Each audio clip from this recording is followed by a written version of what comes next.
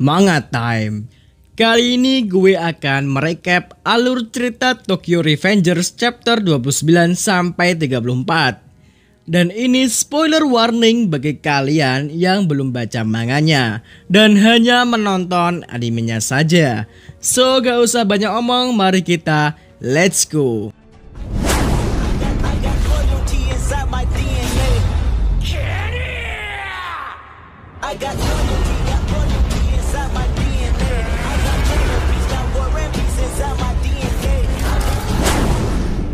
Seminggu sejak tragedi 3 Agustus, yakni tanggal 10 Agustus, Takemichi mulai dihormati sebagai seorang preman. Dia sangat senang dan bahagia, sampai-sampai outfit yang dia pakai sangatlah berbeda dari biasanya. Dia pergi menjenguk Draken di rumah sakit. Tapi pas di rumah sakit, Draken mengatakan kalau outfit yang dipakai Takemichi sangat norak. Draken menceramai Takemichi agar tidak terbawa suasana. Ya, ibarat kata Takemichi ini besar kepala karena dia sedang jadi buah bibir para preman di kota. Tapi Takemichi tidak sependapat dengan Draken. Dia bilang kalau ini pertama kalinya dia dihormati orang lain. Lalu Draken menunjukkan toko Fuku yang diberikan Maiki kepada Takemichi. Lalu Takemichi mencari Maiki yang sedang tidur di atas gedung rumah sakit. Sebelum bertemu Maiki, Draken menunjukkan rasa terima kasihnya kepada Takemichi karena Toman dan Draken merasa berhutang budi kepada Takemichi. Takemichi lalu pergi ke atas gedung rumah sakit dan bertemu Maiki. Si Maiki ini kepikiran terus soal Hanma dan dalang dibalik terbelahnya Tauman. Maiki juga berfirasat ada kejanggalan tentang Takemichi yang mengetahui soal semua kejadian ini. Lalu Maiki bertanya, "Siapa kau sebenarnya?" Dengan tegang Takemichi menjawab, "Aku dari masa depan." Tapi bohong. Tidak. Takemichi tidak menjawab apa-apa. Maiki juga sudah tidak mempermasalahkan hal itu. Dia malah mengomentari baju norak Takemichi dan berterima kasih kepada Takemichi yang telah berjuang menyelamatkan Draken. Lalu ia berjabat tangan kepada Takemichi. Takemichi merasa misinya sukses dan dia siap untuk kembali ke masa depan. Dia pergi ke rumah Hina dan bersalaman dengan Naoto. Namun sebelum kembali ke masa depan, Takemichi memberikan kalung kepada Hina. Dan Hina dengan senyuman manisnya menerima kalung itu dan memakainya. Dan Naoto datang, lalu mereka berjabat tangan dan time leap ke masa depan dalam 12 tahun terjadi. Dan kondisi terlihat masih sama. Dia bekerja di toko DVD dan dia melihat tangannya ada bekas tusukan Kiyomasa waktu dulu. Dia bingung kesana kemari mencari berita kematian dari Hina dan nomor dari Naoto. Namun tidak ditemukan, malah notif dari salon akun yang bergetar. Takemichi segera menuju ke salon dan bertemu dengan akun. Karena Takemichi sudah berjanji akan menjadi pelanggan pertama akun. Lalu Naoto menelpon Takemichi dan mengatakan kalau misinya berhasil. Dan Naoto meminta Takemichi untuk bertemu kakaknya. Mereka berbincang-bincang sedikit di mobil masalah geng Toman yang ribut di masa kini. Tapi tidak ada kabar Hina yang meninggal. Sesampainya di tujuan, Takemichi agak ragu karena selama 12 tahun ini Hina sudah berubah.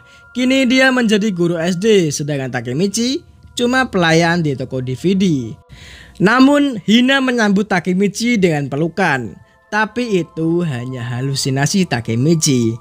Wajar jika Takemichi malu menemui Hina karena sudah 12 tahun tidak bertemu dan dia sekarang wajahnya pas-pasan dan setengah menganggur. Ya, Takemichi sadar sekali. Ketika Takemichi hendak pulang, tak sengaja dia berpapasan dengan Hinata Tachibana.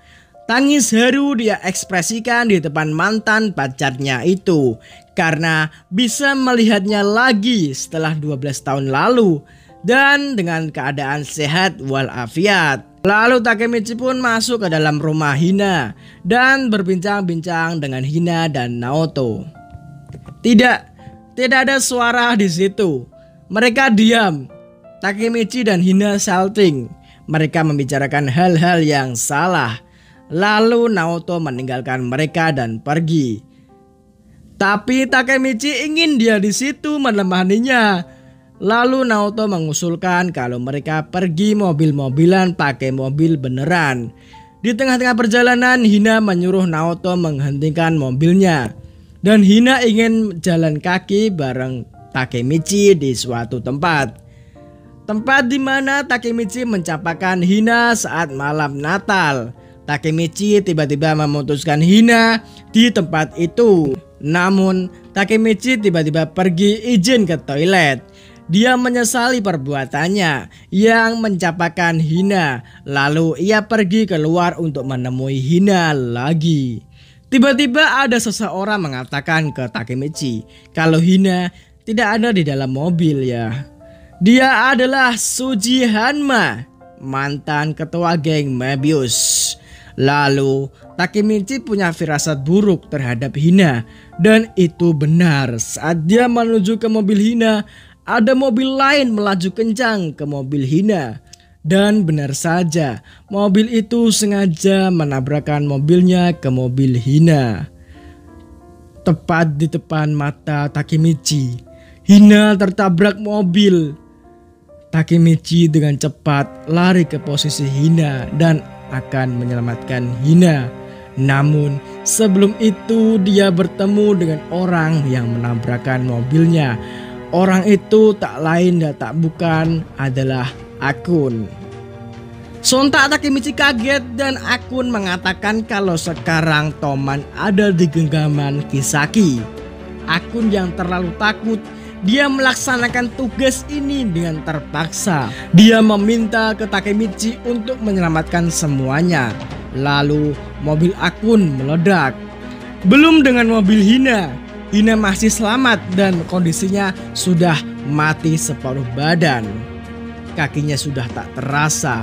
Takemichi yang ingin menyelamatkannya, namun Hina menolak dan mendorong Takemichi keluar hingga api yang menjalar ke mobil Hina meledakkannya dan Hina mati saat itu juga.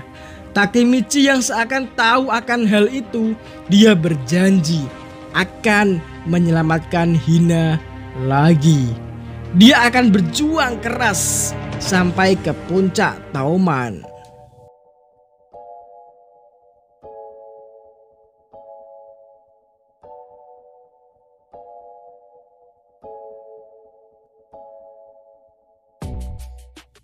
Bagaimana? Paham dengan alurnya? Oke. Di sini saya akan membahas epic scene. Ketika Takemichi memegang baju Tofuku milik Maiki, dikatakan Tofuku itu dimiliki Maiki ketika Toman pertama kali dibentuk. Lebih epic lagi ketika Maiki mencurigai Takemichi. Kalau dia itu siapa? Mengapa Takemichi tahu apa yang dia tak tahu? Mungkinkah Maiki sudah tahu kalau Takemichi berasal dari masa depan? Bisa kita lihat ketika waktu pertama kali Maiki bertemu dengan Takemichi. Waktu itu Maiki bertanya, apakah Takemichi beneran anak SMP? Ya, wajar saja. Tekad Takemichi ini yang kuat dan tak pernah putus asa. Semacam orang dewasa berumur 26 tahun. Jika ada yang protes, mari kita tukar pikiran di kolom komentar. Karena ini masih 50-50. Bisa dikatakan ini teori atau opini gue sendiri.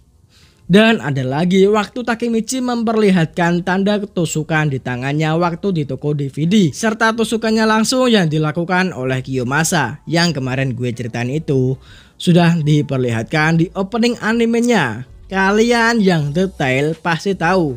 Dan terspoiler.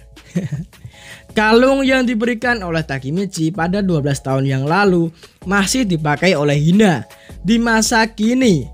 Itu menandakan kalau Hina masih cinta terhadap Takemichi walaupun dia sudah mencapakannya. Walaupun Takemichi sudah mencapakannya, tapi Hina masih mencintainya. Ya gitulah. Berarti Hina ini cinta mati terhadap Takemichi ya. Takemichi juga masih mencintai Hina. Hal itu diungkapkan Takemichi saat mau menyelamatkan Hina. Momen haru itu harus berakhir tragis. Bersambung, tunggu video selanjutnya.